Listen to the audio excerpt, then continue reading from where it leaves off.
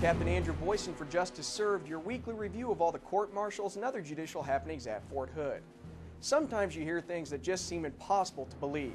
That big fish your dad caught no one ever saw. Aliens among us. The Chicago Cubs winning the World Series. Well, did you ever hear the one about the soldier convicted of 8 different violations of the Uniform Code of Military Justice at one court-martial? It happened, I assure you.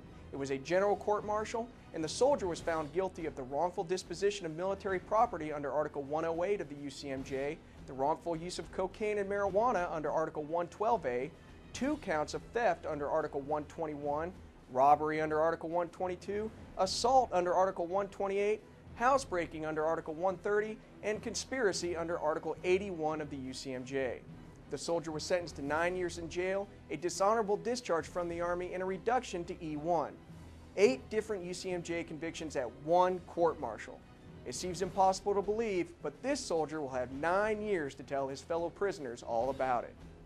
In other news, new traffic laws take effect September 1st in the state of Texas, and that includes Fort Hood. Soldiers and civilians alike at the Great Place need to know that, as of September 1st, it is a Class B misdemeanor if a person drives with a suspended license and also does not possess valid insurance. A Class B misdemeanor is punishable by up to 6 months in jail and a $2,000 fine. Thus, let's all make sure ourselves, our families, and our battle buddies have valid driver's licenses and insurance on Fort Hood and everywhere. And that's the way it is. For Justice Served, I'm Captain Andrew Boyson.